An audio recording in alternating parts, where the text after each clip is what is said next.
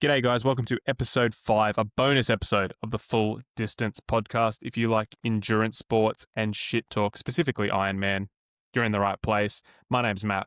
This is Dave. How you doing, bro? Good, mate. How are you? Good, mate. Good. How you feeling after we're less than 24 hours removed from Ironman World Champs, men's edition? How you feeling? Mate, that was one of the best, probably the best race I have watched. It makes me feel conflicted about all the shit talk I've said about get it away from Nice, send it back to Kona, because that was almost like you don't know whether that's a swan song for it to be like, okay, it left on as high as it could go, or it was we could have more of this. Mate, obviously we were blessed because we had one of the best fields in recent years stacked. compete in that race. It was totally stacked from top to bottom. But I thought similarly that what a send-off for Nice in itself. I did love Nice is just such a beautiful spot to host a world championship race. Like watching that footage from the bike course is insane. Yeah, I think it's a far better product for us at home, but I think Kona is a far better product for the athlete. Like, it's obviously different challenges and things, but I think like for us to watch it when they show like the big sweeping views of the mountains and stuff and how nice the water looks, and you're like, oh, like that's just quintessential Europe. But then like I think about like, would I want to race it? Me personally, no. Like I'd want to race Kona as an athlete. So 100%. If you're going to qualify, you want to race in the home of Ironman. And I think, it's awesome though. The 70.3 world champs will be in Nice. So there's going to be some Nice content coming out still, which is good. They'll still have an Ironman there too. Like they're still on the calendar. Yeah, 100%. And I think it's great. It's a cool location to have a race. But again, like you said, would I want to race it? Personally, probably not. I mean, I'd probably, if I got the opportunity to go and do it, absolutely I would. But is it like it's not on my list. Like there's ones I'd want to do before. Even races that I'd probably consider more boring. Like for some reason, I really want to do Ironman Texas, but the bike's literally on a highway. Like you just ride up and back. Like it's boring. Not as dog exciting shit. at all. Not Boring as exciting at bad all. shit. Like if dead flat arrow. Like even Hot. worse than hot. Even worse than Busso. And I'm like that appeals to me for whatever reason. Lake Placid also appeals to me. Klagenfurt is highest on my list. Oh, which is that Austria? Austria. Yeah, that you sent me that. Yeah, so like there are some cool. I think if I was going to go to Europe and do the hills, there would be a couple ahead. Frankfurt really appeals to me as well. For whatever reason, Nice just isn't high Having on the list. said that, though, if there was a free trip offered to Nice to compete in an Ironman event, count me in. Yeah, 100%, 100%. I could get behind that. Like I said, if imagine this, fucking how boys trips have changed. If we decide to do a boys trip to Nice for an Ironman, let's get into it. We'll swing by to Monaco afterwards. We'll hit the casino. Thanks for coming.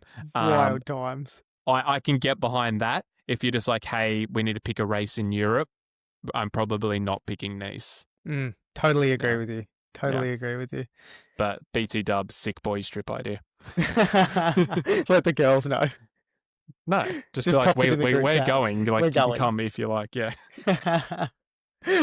What were your initial thoughts on the race? Initial thoughts, spectacular. Just like really enjoyed it from start to finish. So many sub stories throughout. Obviously, we're going to hit on them, and we're nothing that you guys didn't hear in the commentary. But one of the few races where I felt it was interesting from the start. I feel like a lot of times, especially if we look at Kona last year, Sam swam off the front, Sam rode off the front, and then, yes, he blew up, Patrick ran him down, then it got interesting. But like realistically for 6 hours, it wasn't that fun. It was just the same. It was Sam leading, the chase group chasing. Yeah, that was it. And then once Sam broke down, then obviously things got interesting. This, I felt like from the first buoy, I was like, okay, like what is going to happen? Like that's just how it felt from the jump. It did feel a lot like that, and I think it left me expecting more to happen. It was kind of like, wow, okay, this has happened so far. What's going to happen next? Mm. There was never a point in the race where I was set on what was going to happen, or who was going to lead the bike leg, or who was going to come into T2 quickest, or who was going to get out on the run first. Like, there was never a point where I was set on, okay, this is how the race is going and this is what's going to happen. It was just so wild. Yeah, I think that's an interesting point because maybe, and neither of us have gone to Kona yet on the list to do, but maybe when you hear athletes talk about Kona, they talk about how you just have to be perfect, like because the conditions are so ruthless. Maybe Nice people are willing to roll the dice a little bit more. Maybe just the nature of the course with the elevation, flat run, dealing with the wind. Maybe it's just more opportunities for things to go wrong, more opportunities for people to roll the dice. Maybe it's just that is the nature of the course. Not sure, but I agree. Like, I felt like every 15, 20 minutes, I was like, okay, like, what's the next chapter in the story? Which was really good watching, right? It was 100%, so yeah. good to watch. I think as a fan of triathlon, it really was quite engaging. And I think if they played highlights of that race to draw people into the sport, they're going to. I know I shit on the commentators a lot because I have a background in that and I've worked with a lot of them, not the Ironman, but just commentary in general, sports commentary. I thought that they actually did a really good job. I thought they had a really good balance of chucking to different broadcasters so all the pressure wasn't on the color commentary. I feel like in previous years it has been like, hey, the color is going to do 90% of it, and then they drop to Crowy or drop to Yarn or whatever, and they get like a minute and then it would come back. This time they were giving him 10, 15, 20-minute windows just to talk and go through things. And I felt that really took the pressure off color and that made it like significant. It took the pressure off them so they could flow and be a bit more comfortable and actually observe what was going on and have talking points rather than trying to force things in and trying to generate story where there was no story. It was far more engaging as a consumer with the commentary in that style. They've definitely had some learnings. I think so. I think the cutting to the different I know they only had pros, but different stations that they had really just broke things up nicely and just gave you different perspectives. Like, I From think people with valuable insight into the sport because they've been there, they've competed at the highest level, they are world champions, and they're absolutely. telling us how these guys are feeling or what's happening. Yeah, and also things to look out for. Like, I thought Mhm. Crowe had some really good insights. He'd be like, we want to look for facial expressions, like how hard, especially even Crowe wasn't out there on the bike. He was like, we're looking for like how hard is Sam? He was specifically talking about Sam at the time. Like, how hard is Sam pushing at this point? How, like, what's his face look like? And then you actually start looking for these things, and I've actually found that far more insightful than just he's pushing hard or they're digging deep. Like, it was just engaging. Just on that too, I thought that the camera work was far better than it Agreed. has been. Having the guy, so Crowley would say, "I'm seeing Sam grimacing," and then we would get a shot from a motorbike of Sam's face, real time, happening as a commentary's happening. We haven't seen that level of what's the word I'm looking for? We haven't seen it that like box Live in ticked. actions. Yeah. Yeah, like we haven't seen that level of I guess production before Production's a in good word. Ironman. I agree. And I understand in some of the races there are bigger fields, but I'm like, why can't we have a motorbike every 10 athletes or 12 athletes? And it's just like, hey, your job is to go from 1 to 12. Your job is 13 to 50, 13 to 25, so on and so on. And it's like, um, and I understand the further down the field you go, there's less interest in terms of athlete name, athlete profile. But why can't we go, hey, cut to the last 4 riders and be like, what are they going through? And then have a Crowy or whoever be like, okay, when you're at the back of a pack, like this is what you're trying to do. This is how you're conserving energy, or this is how you need to bridge up. This is where you need to be aggressive. And then cut to the front of the race and be like, this is KB going off the front. This is what he's feeling. This is how he needs to be tactical. And all of a sudden you get these little pockets throughout the race and you're telling different stories. And again, we're talking about engagement. Like, I feel like could be something they do moving forward. Agree. And I think the only thing that really annoyed me with the broadcast, and interesting to get your thoughts on this, was that the tracker at the bottom that was scrolling along the bottom of the broadcast wasn't updating regularly enough. And they also didn't flow through the field far enough for the pros. So at one point, Cam Worth went from 30th or 35th or something like that down to 26th. So he's gained 10 places in about 10 or 12 Ks, but we never got that information. Yeah, I think the tracker that's probably more of a technical thing rather than an Ironman thing. That could just be a glitch in the system. So won't kill them for that, but I do agree that was annoying because at one point I was watching it and I think they said like Jamie is riding off the front, but I could see Jamie was in third and I was like, am I missing? Is this on delay or are they on delay? Like I couldn't work it out. As for running down the field, I'm actually like a bit of a surprise. I'm a little bit of a hater on this.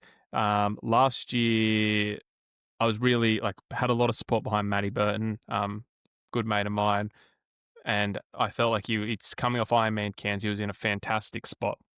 And obviously he's a strong cyclist, and I was just waiting for him to bridge the gap up in the bike, and I was waiting for either the tracker to go through or them to run through the names, and just didn't hear. And it wasn't until the race was nearly done that I found out he DNF'd. It didn't update on the tracker, the commentary didn't go through it. So I feel like, and it's not like the race isn't long enough. They have time to be time. They have time to be okay, here are the live updates. Cam Worth's dropped 5 spots. Matt Burton's dropped 2 spots. Jamie Riddle's gone from first to third. Whatever it might be. I feel like they could just have almost like a ping notification on your phone. As soon as something they write an algorithm. As soon as it's something of any sort of note, just be like, boom, cool, done, tick it off, next. Even if it was every 15, 20 Ks on the bike, here are the notable events, top 5 notable events from the last 20 kilometres. Jamie Riddle's gone from first to third, back to second. Cam Worth's dropped from 35th to 23rd, back to 28th. You could just sum it up this is what happened for the 50 riders in 20 Ks. It'd be interesting. I just think, again, we say it's fucking fantastic, and then we're also shitting on them. I think they did, compared to the products we have had in the past, that was the best by far, without doubt. I think, but in terms of, I think we compare them to, I guess, our modern day sports, NRL, NBA, NFL, whatever, the broadcast quality we get on that. So we're always wanting that little bit more. And because we get such little insight and such little actual viewership of races, we want them to be awesome. So yeah, it's a tough one. At what point does the cost affect? Broadcasting isn't cheap. So it gets tough. I think having the new name sponsor announced for the Pro Series, though, should see quite an injection of money into the sport, hopefully. And hopefully, they've picked up a lot. Let's say they were 25, 30% better in this broadcast. If they can be 10% better, 15% better, it'll be amazing. Yeah, I did find it interesting. I couldn't help it, but how they were promoting Oman so hard. I was like, how much money did His Excellency put in? I was so just much. His pockets are lined with gold, not cash, gold. Gold bars. Gold bars. Ironman CEOs on his private jet paid for by Oman with his gold bars coming home. 100%. That's all I could think when they were doing the interview. I'm like, awesome, it's in the Middle East, but how much did you pay, bruh? All of the money is the answer. All of the money. But you know what? As an athlete, I don't care as long as that money is reinvested into Ironman and it doesn't just line the pockets of the executives. Yeah, I'm the same. Obviously haven't had anything to do with, but more what I was going to say is haven't really listened a lot to the new Ironman CEO. Have done a little bit more probably in the last 2 to 3 months. I feel like his heart is in the right place with it. I feel like he actually wants the sport to grow. I feel like he isn't egotistical. I think you could argue the previous Ironman CEO was. and just and maybe not even egotistical is the right word, maybe just a bit grandfathered in, just like, hey, this is how we've always done it. This is what we do, and we're going to do more of it. But Were I you feel like watching the broadcast when they interviewed him? bits and pieces. He seems excitable about the sport. That's I what I agree. took from the interview. He seems really excitable, and I think that is amazing for the sport. Yeah, I feel like he is passionate about the sport, which is, I would argue the previous CEO was a CEO, not a fan of triathlon, where I feel like the new fella, I should really learn his name. Scott Rue, I think it is. Is it? Old Scotty. If that's not your name, that it is now. Or we should call him Rue. That'd be a way better name. Rui. Old Rue. Rue, if you're listening, I know you're a big fan. I've just learnt your name. We'll take that paid trip to Nice next year. Yeah, exactly, mate. Yeah, if you want us to do a live podcast from anywhere, please just we're available. We don't need to fly private. First class is fine. Couple of bikes when we get there too. Couple of bikes, yeah, of course, canyons. Or a Sabella. But David, you're distracting me. Sorry, mate. I do think he feels more new aged, more like let's revamp things. Not with the previous CEO. I felt like he was I don't want to fuck it up, so I'm just going to keep everything the same. The new guy's willing to roll the dice. Yeah, totally, and that's how it seems as well. Like it really comes across like that in all of the interviews that he does. So hopefully he does roll the dice and we see positive improvements. And I think we're already starting to see them. So, but back to the point of this episode, mate. Oh, hold on, just before we get into that, guys, in the comments, let us know what you liked about the broadcast, about the racing. Tell us your favorite moments. Tell us what you think about the new CEO. Just give us your thoughts, because we hear back from you guys, the more topics and things we can touch on, and we know what you like and what we can give you more insight on, at least our opinions on. Yeah, Spotify, YouTube, Instagram when we post reels. Just let us know what you think. We'd really appreciate it. But David, this point of this whole episode, go for it. Point of this episode, swim. Let's talk about the swim. Let's talk about the start of the race. Any thoughts? Did anything stand out to you? What were your takeaways? Key moments? So you and I went through some dot points before. We had a couple that overlapped. My first one was my big one from the swim was Jamie Riddle, because he's done this now he did it in Cairns, and I saw it firsthand in Cairns, and now he's done it in Nice. I don't know if he's done it in I don't know if he did in South Africa, but his tendency to get out to the front really, really quickly, obviously Olympic level swimmer can do that, but then go to backstroke and like start looking through the field. You and I both suspect, there was a hint of this in a YouTube video, he was looking for Laidlow, that those two had some sort of alliance that thought, hey, we can swim to the front, bridge the gap, get on the bikes, both really good bikers, and we can go. I just don't know how much that serves him. I don't know how much, I don't know what benefit is it just a party trick that he's doing? Like, I think in Cairns, it felt like he was doing it to show off, but he doesn't come across as that guy. So I don't know.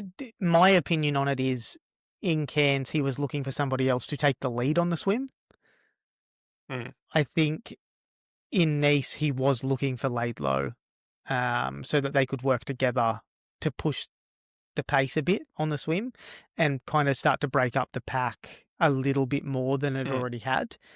I think Jamie knows that he's not good enough currently to win a race of that caliber, but if he can help his mate win, maybe that's what it's about. Maybe. I mean, and like that, that was his third Ironman. I think he's done South Africa, Cairns, and a world champ. So, like, I think he's pretty honest with where he is. Yeah, I just don't know, I don't know. He gets a lot of TV time, but I just don't get it. I get it for Nice, I should say. I just don't get it when he's done it in Cairns. I know he probably wants someone off the front, but also just slow down. Let someone overtake you. Heaps of guys do that without doing backstroke and getting but maybe it's for TV time. Maybe it's a marketing play. Maybe he's just 3D chess in it. if he's doing that, awesome, Bit of dude. mind games. Congratulations. Doing Yeah. that and still swimming 111 per 100. Yeah, exactly. And then we had Sam Laidlow obviously not having the swim that he wanted. I read today he had a bit of a head cold and was dealing with some like muscle cramps, back spasms, like all week. And like as soon as he hit the water, he knew he was in trouble. So whether that's true or not, kind of irrelevant. He still swam acceptable. Did you hear the line in the commentary? His biggest deficit in an Ironman ever getting out of the water was 4 seconds. I did hear that. What does that even? Crazy. What do you mean? Like fuck me. Crazy. Isn't Wild. that just insane? To when you actually conceptualize that, that is insane. Yeah. So basically, he's come out of the water first every single swim. Every time. Basically, yeah. So for him though, I guess to go from that background to coming out of the water in the third group, mentally, I think that is a big challenge. Yeah, that rattles you, like for sure. If I can bridge it to an age gap perspective, me at Ironman Cairns, I thought I was going to swim between 60 and 65 minutes. That was like my plan. I got out of. I hadn't prepared for the rough surf. I had to just was one thing I'm just not good at, and got out in I can't remember what it was, like around 80 minutes, like an hour 20, hour 18, whatever it was. Like it just, you're like, what the fuck just happened? Like you don't even know. Like you're just in the washing machine of swimming. I'm sure he has a far better perception, but like you just get out and you're like, what the fuck happened here? It's like, who the fuck's that guy? He's so slow at swimming, and I am with him. I don't get it. He must particularly because I mean, in Sam's case, like we said, he's used to being first or second just out of the water. So to then go to being in that third swim group and 10th or 12th or 15th or whatever it was. I think he was 18th out of the water, which is something like that. Yeah, it's a long way to a lot of ground to make up. But interestingly, though, I mean, 18th out of the water, still swam a 114 per 100.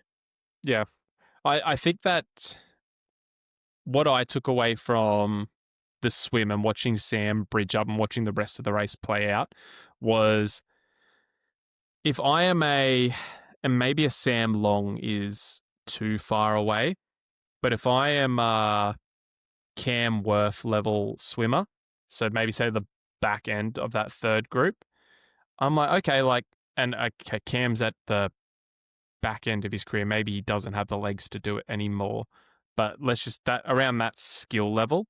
And Nick Thompson, even, what did Nick swim? I've got his thing here.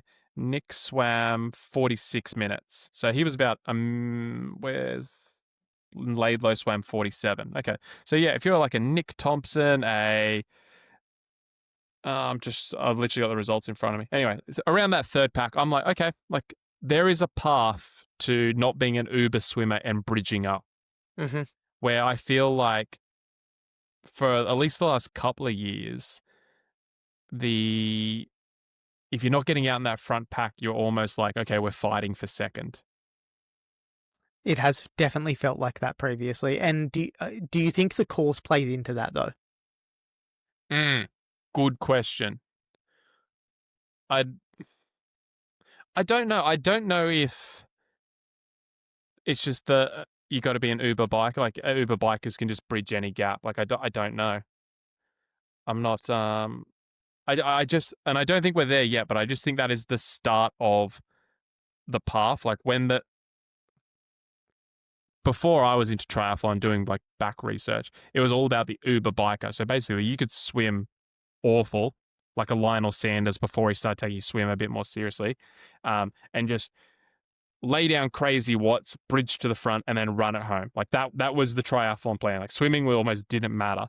And then you had the Laidlows and all these guys come through who are just change the game. And now it's like, if you can't swim off the front and ride off the front, like you're out of the race. And like Sam ran, what did he run? Sam ran 2:42 and he came 5th. Like 2:42 ain't sitting around, but it's also 12 minutes slower than what Casper ran. So you're just like, oh, like I just feel like it's the whole dynamic of Ironman is shifting, and we're probably going to see over the next 3 to 5 years where it might even be quicker. I don't know, where the Uber biker is back in play. Absolutely. And I think it will be really, really cool to see how that plays out when the athletes are back in Kona.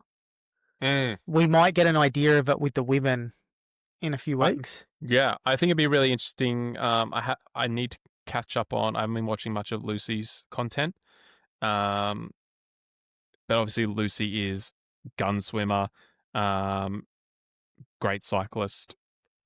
And I'd say she's very, very comparable to Sam Laidlow. Like, she is a good runner, but she is not an elite runner. But she is elite swim cyclist. So I think that's you hit the nail on the head, dude. I think it'd be really interesting to see how that plays out in the women's field and see if we see people bridging up from that second group too. Because when Lucy won a couple of years ago, she didn't see anyone all day. She was gone On her own. on her own. Yeah. So it'd be interesting to see how those race dynamics change. Okay, so the boys broke the swim course record. I don't know if you saw that. They were 2 minutes 30 under the course record, which was also, I guess it just goes to show how quick that swim actually was. Yeah, I think it makes it even more impressive, Sam bridging that gap. Agree. When you look at how many boys came out into transition together too and got out of there well ahead of Sam, and these aren't just, poor cyclists either. No. I feel like everyone who's getting out in the front of the swim, they almost by default have to just work on their bike. Like they know they have to be good cyclists. You can't be. I shouldn't say you can't. I don't feel like many of them are great swimmers, great runners, and like the bike is just acceptable. It's like, hey, I need to be able to ride off the front and go, break that race open. I thought it was really, really cool to see the boys actually go out hard on the bike too. I think they kind of looked around and thought, well, this isn't the group we were expecting to have out of the water together, but let's work hard and move. I think that would be a really like fly on the wall situation. Just be like transition where Christian comes out and he's like, Sam? Like, what the like, and all these guys looking around and being like, Laidlow's here and Christian's here, and like, what the fuck is this group? And like, this was not the plan. This should not have happened. Yeah, just wondering like what's going on in all of their heads. It was like Christian going, did I have the best swim of my fucking life, or did he have the worst swim of his life? It would have been a weird moment for them. Yeah. For them both, probably. Obviously, Sam knew that he was slow, but it still would have been weird for him to come out in that position and then to see those boys. Yeah, and then do they have a conversation, or not a conversation, but like, do they just look at each other and like, all right, dude, like, you and I can ride, like, let's go? Or are they just, it's almost like strange bedfellows. Unspoken, unwritten, we're working together here to try and bridge this gap. And it appears that that's what they did. It does. Do you know, I've gone back and forth on this. They spoke about them partnering up and working together, and Crowe made a throwaway line. I don't remember exactly what he said, but it was sort of to the effect of Christian's hanging onto Sam's wheel for his life. And I'm like, I wonder how much of it is Sam trying to break Christian with surges, just to try and not break him, but pull some of that run out of him. So if it does come down to a battle, obviously Christian is the better runner. Is he like, okay, like if he's going to hold onto my wheel, I need to go, like push and push and push to like pull 3, 4, 5 minutes out of that run. So I actually thought I lean more on Sam being hyper tactical and trying to break Christian. That's a better story for me personally, and than them working together. But I understand some people going, how cool is it that they work together? I probably would lean into that storyline as well, in that I think Sam is a tactical bloke. He also knows how good he is on the bike. So I think he, in the back of his head, whether it was, fully thought out or whether it kind of just happened on the fly, he would have been thinking, we cannot get off the bike at the same time because I don't have the legs to run with him. Yeah, agreed. Like, he's a world champion. Both of them are world champions. Like, I don't see how that thought process doesn't cross And whether it did or didn't, we'll never know unless they come out Mm. and talk about it. But for me, I think that's a cool story. Is like Christian knowing he's like, if I get off the bike with him, I've got him, and Sam going, I can't get off the bike with him. I got to break him. Like, that feels I like need such to break him on the bike, and I need like a ideally 10-minute gap. Yeah, something like that, 5-10 minutes. Yeah, like, and maybe like in a perfect world, Sam gets that gap, they come back, and then the last 10Ks they're neck and neck, and you're like just trying to work it out. But yeah, I thought it was just that made for such an interesting sub story within the bike, like we talked about before in terms of engagement. Like I was glued to that. I was like, where are Christian and Sam? Tell me about them. When I tell you that I sat on the lounge from the moment that started and I did not move, it's not a lie. I'm not exaggerating. I was glued to the TV for this race. The bike leg was easily, the potential to be super boring, right? It's a long time to sit and watch dudes ride, but because there was so much back and forth, it was so interesting to watch. And I do remember, but I don't remember it in detail. It last year. I mean, 2 years ago, last Nice.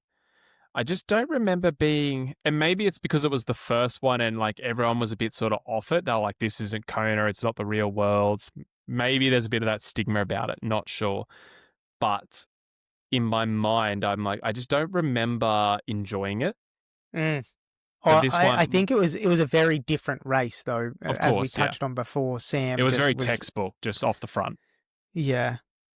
And that, again, that's from memory. I could have got that wrong, but from memory, it was just Sam all day. Anything else notable for you on the bike? For me, I think Nick's ride. Shout out Nick and Ogging squad. Unreal. Nick had a cracking ride, I think. Did you see his pass of Casper just before the no overtaking zone? Is that where he pushed him? No, Casper blew up at him. Oh, really? So yeah. Sorry. Yes. Yeah. Right at the end. Nick overtook just like meters before the no overtaking zone started, and Casper blew up, which I thought was kind of funny. That's a bit just of a bit of Aussie gamesmanship banter. from Nick.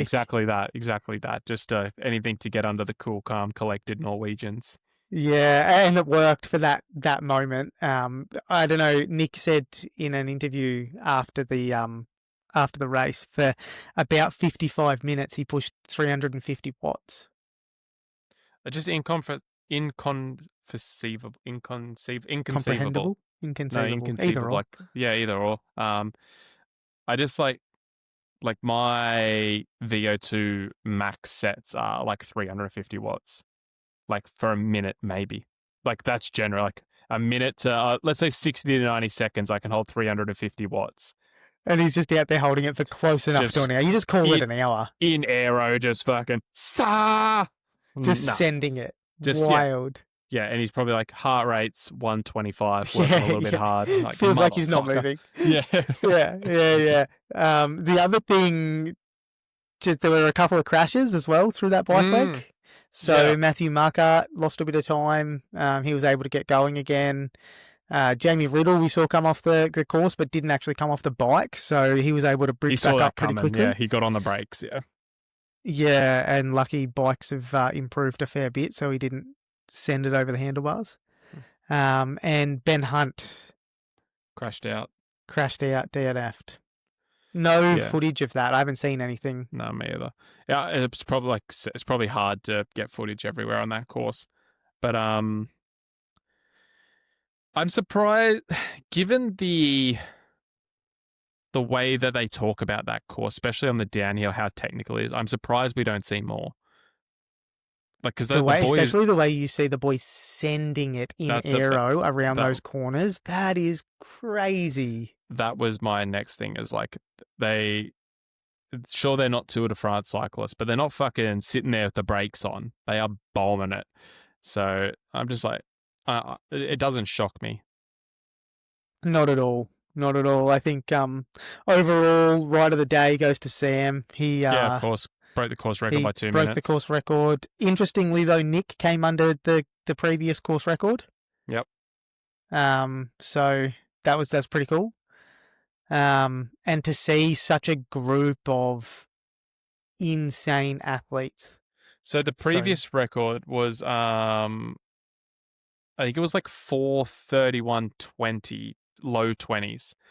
Casper had 4:31:26. So I'll just athletes in the top 10 who went under. Gustav went 4:30:17. Christian went 4:31:20. Sam, obviously. Nick went under it. And that's it. So we had like 4 or 5 athletes go either match or go under the previous course record, which is wild. Which was set 2 years ago. Yeah. So you think how far they have come in that 2-year period? Like, that's pretty nuts. Yeah. I don't know what that is as a percentage, but like that's considerable. It just averaging 40 kilometers an hour going uphill as well, with very long climbs. It just blows my mind to think about how wild that stat actually is.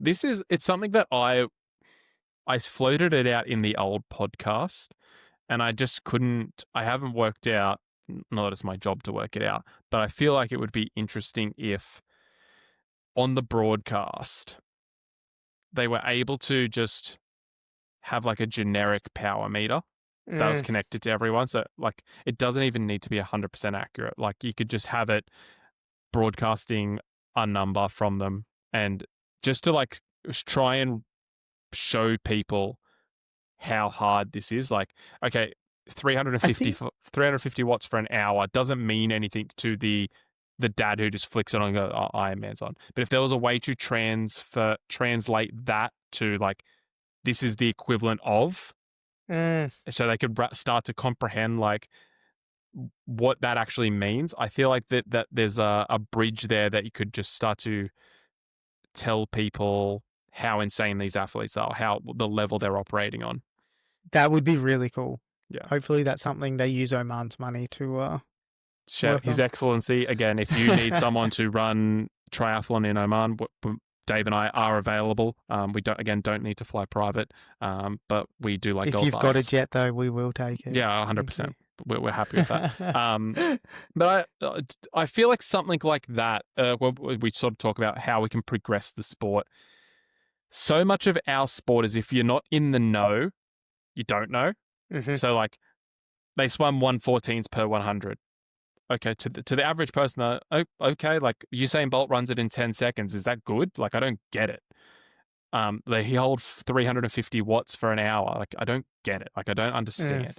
It's like, okay, well, like 1:14 per 100 is the equivalent of, I'll just use an average, like the 800-meter Olympic gold medalist, and they're holding that for 3.8 Ks. I don't know if that comparison's fair, but like just for the sake of this conversation. And then 355 watts, that's actually the equivalent of, watts is hard. I don't know what we could do for watts. But Watts is hard, yeah.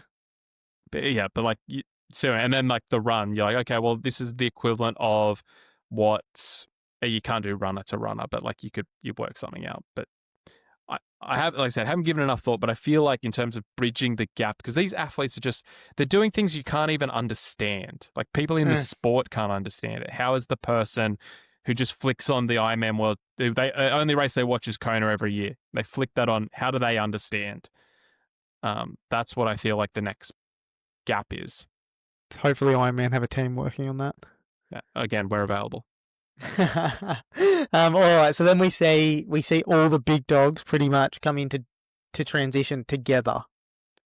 How cool was that? That made the whole race feel like, yes, the bike was super, like everything up to that race was awesome. When they leave transition and they're all running in a row, I think they bridged up after about 5Ks and had 4 or 5 of them all running in a row. And then they did like the all off left to like cover the wind. So avoid the wind. Yeah. I was like, is this the coolest scene in an Ironman World Championship ever? This is literally the coolest shit I have ever seen in a race. Yeah. It was spectacular. Honestly, like you to said, have three world champions running like that side by side. Like what? Yeah, after what would it be, 5.5 hours of racing, of just under 5.25 hours of racing, to be like, okay, we're all shoulder to shoulder now for the next 2.5 hours, give or take. Oh, mate. Again, though, like, what are the mind games going on there with the athletes. That's some fucking forward HS. That's you wouldn't even know. And the Norwegians, we say Sam is a strategist, but what's his name? The Norwegian coach. Oh my god, I can't believe I blanked on this. They don't have a coach anymore. No, but like, I know they don't have a coach currently, but the Norwegian who would Alexander Blue came up with the Norwegian method. Yeah, that's what I'm saying. You know, he is in all the years leading up.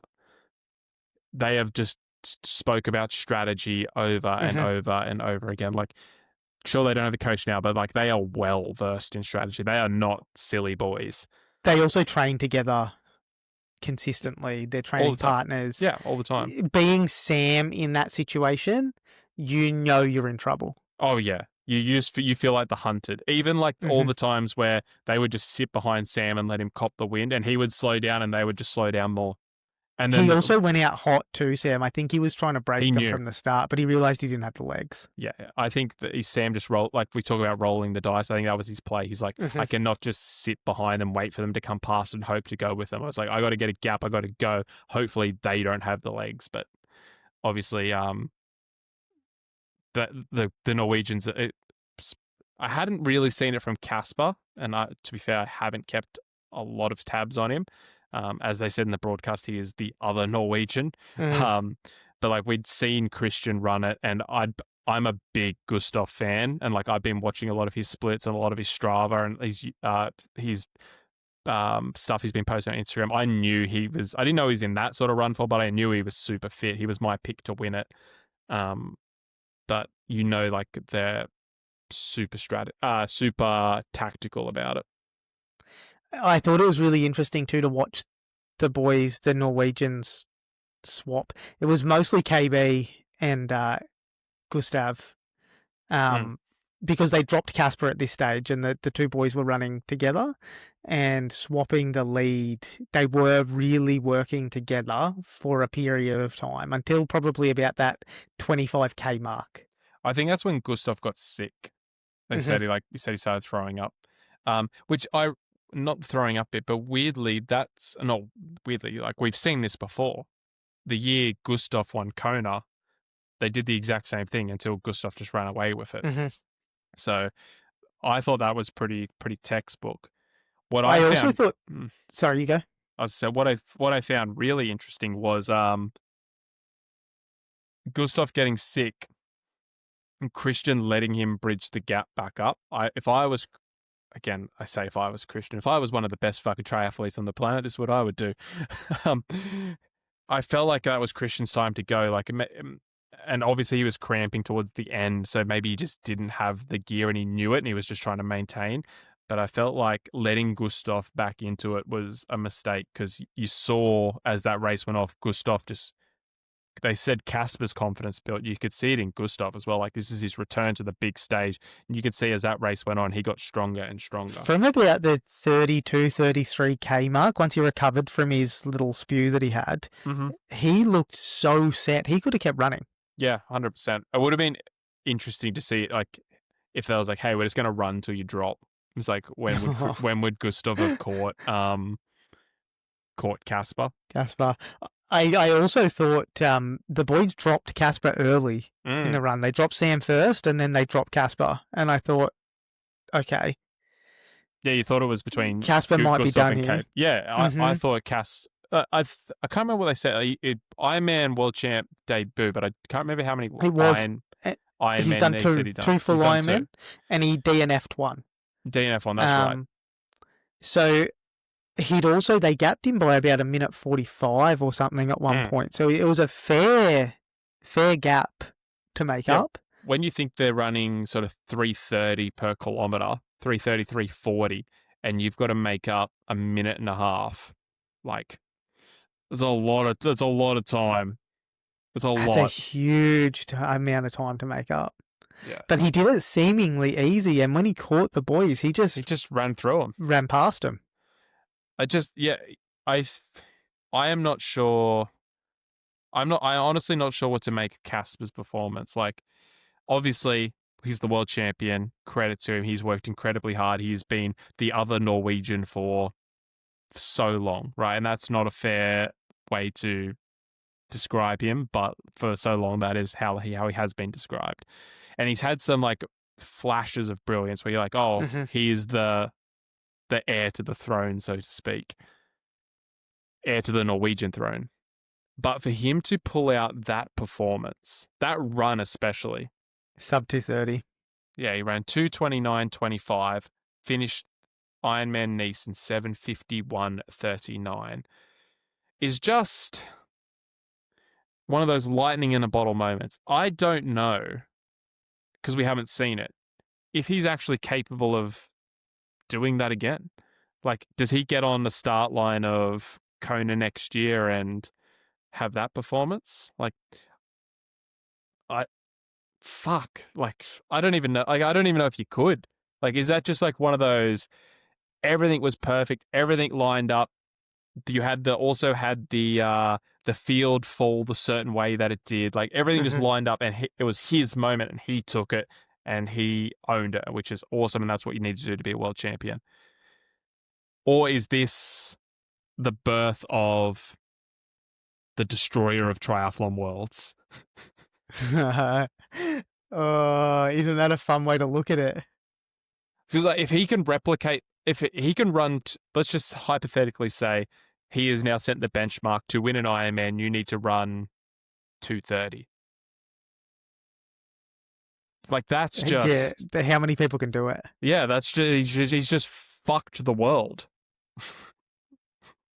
And I know it's been coming, but like, he's the guy to do it on the big stage out of nowhere. It's not like a Patrick Lunger who's been like, or a KB where you're like, we're just waiting for you to do it. Like, you're going to do it. We're just waiting.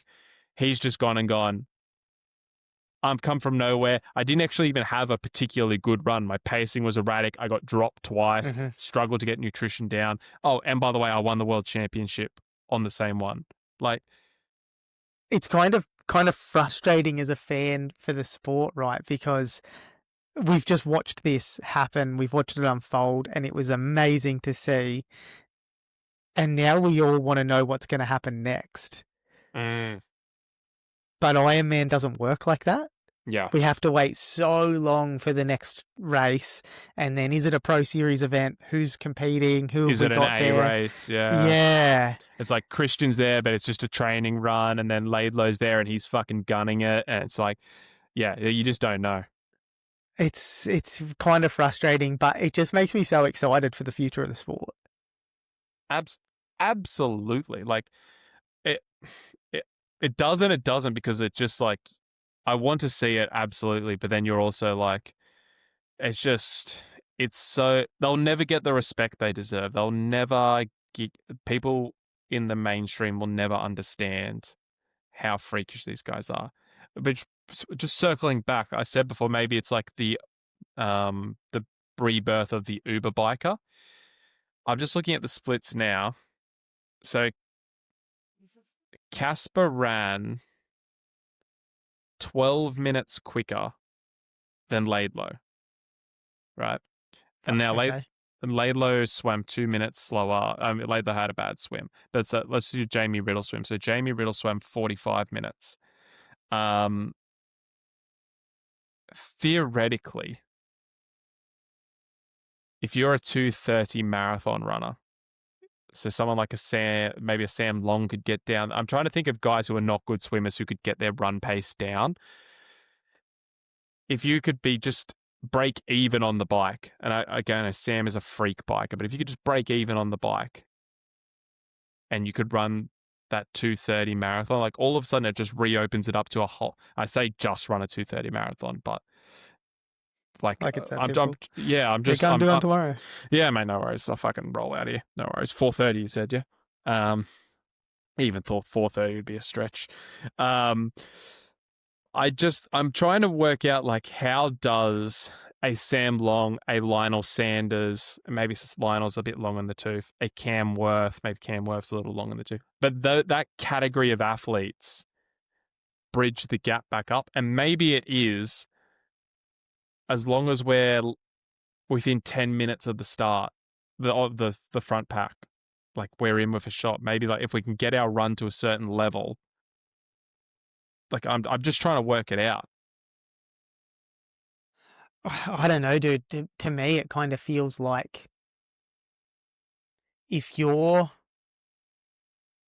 not a great swimmer, if you're an average mid-pack swimmer, Mm-hmm. and you're an okay biker, if you're not an exceptional runner, you're not even a hope of finishing in the top 5 now. And I think these Yeah. younger guys they're proving it, right? Like they are changing the sport, and they're saying like, keep up, or like be dragged along with us, or be left behind. Yeah. I guess where I agree with that. I guess where I am trying to work out is what is the path for someone who hasn't come through Olympic triathlon Mm. development squads, Olympic swimming, etc. So like if you do not have that swim pedigree, how do you do it? And it's like, yes, okay, like you need to be an exceptional biker in the scheme of things. Like you need to be able to ride relatively close to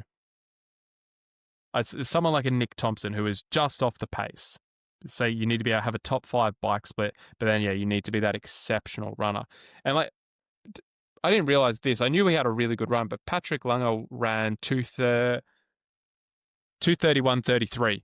So like he still nearly broke 2:30 as well, and Still he a great came run. ninth. Yeah, and didn't he get off the bike in like 30th or something? He was well behind on the bike. I think there was like a 17 or 18-minute deficit on the bike. And he finished ninth. Like he overtook Jamie That's Riddle. an exceptional run.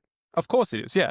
But that's what I mean. Like if you have that exceptional run, like his bike he was 20 minutes down on the bike. Yeah. Like he rode okay. 4:50:38, Mm-hmm. and his swim was 47 minutes. So like, if you can pull that 2:30 out of your ass, and I know I say it's like it's just go train and you can do it, but like if you're an athlete who is capable of, which I think there is a few of those runners. Trevor Foley, he springs to mind. Sam Long. I'm trying to think of the guys who are not good swimmers. Probably not Lionel, if we're being fair dinkum. Who else had a really good run? 2:39. Matthew That was Marker must have had a decent run to get himself into 10th. I think he finished. Markov finished 8th. He ran 2:40. Yep. Anyone else in the 2:30s? 2:39. That's Sam Long. I'll just do the top 30. 2:53. No, so that was it. Everyone else was in the 2:40s. Interesting. 2:50s. You just touched on Foley. I wonder what, if anything, would have changed in that top group had he been racing. You know what? Given the swim dynamic, like if you just drop him, if nothing else changes, you just drop him in that race, and assuming he was fully fit, I think he could really like the way that boy can cycle and the way he can run. I think he would have fucked the dynamic up. He is such an interesting cat to watch for the future. Like you talk about him and Jamie Riddle, like and Nick Thompson as the future of the sport. Like, and Casper now too, obviously. But like, let's talk about the guys who haven't won a world championship. Even Sam Long is 25, 26 years old. There's just such I mean, Laidlow's obviously still a baby, but there's such a diverse range of skills. Jamie Riddle, phenomenal swimmer, above average cyclist, still hasn't worked out the marathon. Trevor Foley hasn't worked out swimming, can ride the house down and is an even better runner. Sam Long, very, very similar but heavier boy. So like you just like the next 5 years of racing is just watching these guys trying to figure it out and put it together. Like I don't even know what's going to happen. No. Mate, I wanted Laidlow to win. I'm a big Laidlow stan, but to see the Norwegian triple, to see those boys take out the podium, it was cool to see. Absolutely. Like I said, I'm a big Gustav fan. My only exception to seeing my favorite, and I'm a big Jamie Riddle fan, but I think more as a person. Like I didn't expect him to podium or anything. My only exception to seeing my favorites win is experiencing greatness. So like I'm a big LeBron fan in basketball, Mhm. but then like watching, say, Dallas beat them because it was like a great team effort, and you're like watching them take down this massive team. You're like, okay, like that was just greatness intensified. Watching like the Boston Celtics versus Kobe Lakers, like you're just like, that was greatness help me out, Dave, the word. Intensified? Amplified. No. Anyway, it doesn't matter. Greatness. Whatever. Watching for our everyone knows what you Aussie mean. listeners, Penrith winning 4 grand finals in a row. Hate Penrith. Diehard Sydney Roosters supporter. Watching them win 4 in a row, that is greatness. Chance of you seeing that again is not going to happen. The chance of you seeing 3 trading partners, a trading team from the same country, put it all Without a together coach. without a coach, putting it all together on the same day at the same moment to go 1, 2, 3 is like, what are the chances of that happening? Whether it's America, Canada, like any country, like even just training partners, even if it was like Lionel's from Canada, Trevor Foley's from America, and Nick Thompson, like imagine they were all trained together and they went 1, 2, 3, like you just wouldn't see it. It just doesn't happen. It was the coolest. It was really cool. It was really cool to experience. As a fan of triathlon, it was really cool to see. Yeah. And I think on that note, Dave, we'll wrap it there, dude. That was an hour. So, guys, this was bonus episode of the Full Distance Podcast. I can't remember what episode it is, 5 or 6, whatever it is. Please go like and subscribe. YouTube, Spotify, Instagram, wherever you get your podcast from. Share it with a friend. Really appreciate it. We've had a lot of great feedback after the first couple of weeks. And yeah, we'll catch you guys next week. Hooroo. See ya.